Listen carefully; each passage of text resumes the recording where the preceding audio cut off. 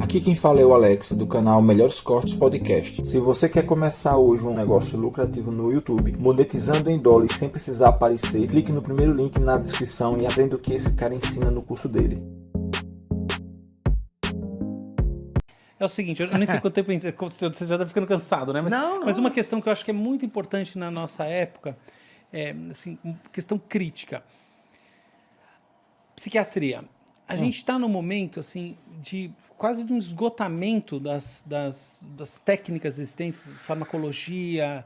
Assim, eu tenho vários estudos com estimulação magnética transcraniana, mas a verdade é que a gente tem um certo esgotamento, bateu no limite. Tal como a gente está falando do esporte, existe aqui uma questãozinha, assim, quase que uma desesperança com o tratamento das doenças psiquiátricas. Como você vê o futuro dessa área, que é uma área sagrada nas neurociências, uma das áreas mais importantes do ponto de vista aplicado? Você está falando de quê? De Alzheimer? Não, estou falando de depressão, esquizofrenia, transtorno bipolar, toque. No meu último livro, eu tenho um capítulo que eu tenho proposto, o paper está quase pronto, mas também a pandemia atrasou isso, é um paper teórico, né?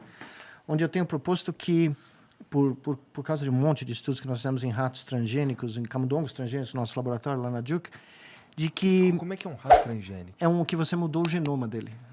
Para ele ter uma doença, por exemplo. Você quer que o rato surja com uma coisa parecida com depressão? Tem modelos de Parkinson, tem modelos de Alzheimer, tem modelos de várias coisas, né? Tá. Não é idêntico à doença humana, mas é próximo, dá para você começar. Tá. Nós chegamos à conclusão, estudando vários modelos durante 12 anos, de que epilepsia focal é a via comum fisiopatológica de múltiplas doenças do cérebro. Epilepsia, eu pensei que você ia falar inflamação. Não, epilepsia. O padrão é inflamação. Não, eu estou falando de... por exemplo, Parkinson. No nosso trabalho, que foi a Capa de Science em 2009, um aluno meu começou assim, me trouxe um espectrograma de um rato transgênico e falou, veja aí, o que você acha que é isso? Eu falei, mas por que nós estamos estudando epilepsia de novo? Nós tínhamos parado de fazer. Ele falou, não é epilepsia, isso é um rato parkinsoniano. Um camundongo parkinsoniano. Eu falei, não, isso aqui é um padrão... Dos gânglios da base. Epileptogênico, né? Epileptogênico. Ele falou, não, isso aqui é o camundongo do Mark Ron, aí, do farmacologia, que tem todo o fenótipo de doença de Parkinson. Dito e feito, nós encontramos uma crise epilética no sistema motor, em todas as estruturas do sistema motor, que quando você alterava... Imagina você desfibrilar o coração? Nós criamos um desfibrilador do cérebro. E usamos a medula espinal para entregar o sinal desfibrilador. Em vez de pôr aqui, nós fizemos aqui atrás um chip que a gente pôs.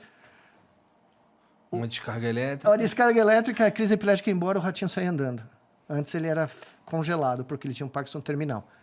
Fizemos em macaco, mesmo resultado. Agora tem mais ou menos 100 pacientes no mundo que estão usando a nossa técnica de estimulação da medula espinal para desorganizar essa crise epilética que eu chamo focal. E as pessoas que estão paralisadas começam a andar imediatamente. É uma cirurgia de 45 minutos, né? Só que aí nós começamos a fazer outros estudos com outros animais. Animais com mania, animais com depressão, teoricamente, né? Não é igual a gente, mas são modelos animais. E aí eu cheguei a concluir... Eu estou listando mais de 60 doenças neurológicas e psiquiátricas onde eu encontrei evidências de um foco epilético em alguma parte do cérebro que é relacionado causalmente com os sintomas. Porque se você acaba com aquela crise epilética, o bichinho fica melhor. Essa é uma das coisas mais surpreendentes que eu vi na toda a minha vida, tá? Mas meu lado cético está aqui coçando, mas eu tô achando muito interessante. Eu tô chamando... Eu não estou nem mais dividindo entre neurologia e psiquiatria. Nesse paper, é uma proposta de unificação das doenças do sistema nervoso central pelo mesmo mecanismo fisiopatológico. Então, não independe se é genético a causa, se é metabólico, se é trauma... A causa, o mecanismo final que leva inclusive Alzheimer, tá? Alzheimer, estou fazendo um estudo muito... É uma epilepsia. É uma epilepsia na fase aguda, onde você começa a ter o declínio explosivo de funções cognitivas, você tem focos epiléticos. Pera. Mas quem diz que isso não é uma propriedade emergente e a base é, por exemplo, num caso, a morte dos neurônios dopaminérgicos, no outro caso você pode no outro caso... Você começa com a morte dos neurôns dopaminérgicos, mas o caminho... Transportador de serotonina e assim vai. A causa pode ser múltipla. E a base toda é inflamatória. Ela é epileptogênica. Então, diferentes caminhos levam há uma crise epilética num território tridimensional do cérebro que gera os sintomas. Então, se você intervir na crise epilética na hora certa, se você antecipar que ela está para ocorrer... corta essa corrente. Você corta essa corrente, esse flow. Vai... Então, o que eu propus? Vamos usar a coluna, ao mesmo lugar que eu usei para o Parkinson, para outras doenças, e começou a funcionar. Tá? Então, o estudo de depressão crônica foi feito comparando... Não, tem DBS que estimula... Não, sim, mas a DBS você tem que ir lá dentro do tudo cérebro. bem, mas é que de estimular para depressão funciona, mas a questão é... Não, mas a diferença é muito importante, porque a medula aqui é uma parte que carrega a informação tátil. Não tem nada a ver com Parkinson, nada. Só que são 1 milhão de fibras que vão para todos os lugares do cérebro. Então, é um highway, é uma via expressa que atinge qualquer lugar do cérebro. Então, se você estimular lá na frequência correta, você cria um desfibrilador do cérebro. Você consegue pela medula, pela espinha da pessoa. Pela superfície, você não penetra, você põe na superfície. Mas você consegue direcionar para onde vai? Isso, pela frequência que você usa e a intensidade da estimulação. É o tipo de pulso que você dá. Caralho, isso é incrível. Então, é incrível mesmo, assim, eu tô achando incrível. Então, esse paper, nós vamos testar ele agora. Nós estamos terminando de escrever, né? Porque doenças como anorexia. As pessoas encontraram focos epiléticos.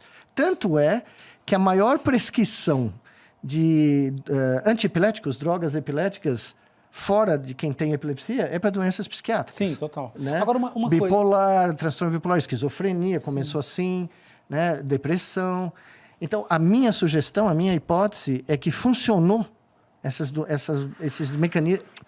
esses medicamentos funcionaram durante um tempo porque a causa principal é epilepsia. Tá? Foi um chute na época, mas funcionou. E o que eu estou sugerindo é que talvez o tratamento no futuro seja por neuropróteses. Seja por coisas como essa, modulação elétrica. Não, isso eu acho que pode ser. Mas, por exemplo, vamos lá, como é que essa sua teoria que assim, é muito fora da... Você é um cara absolutamente fora da caixa, então você é fora da caixa só todo dia. É mais uma coisa que se tiver certo, cara, eu não sei como ele... Daí o Nobel tem que vir, não é possível.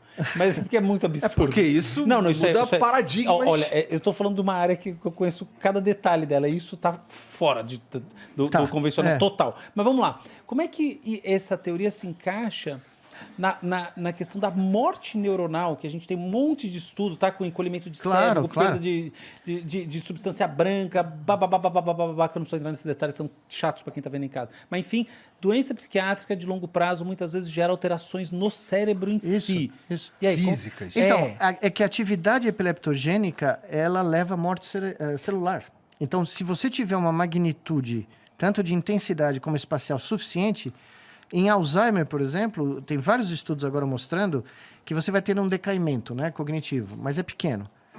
Antecedendo a fase de decaimento mais importante, que é onde você tem morte celular muito grande, registrada por vários métodos, você tem uma atividade epileptogênica surgindo em diferentes áreas. Isso que é a questão. Então, na sua tese, essa atividade epileptogênica... Ela maximiza.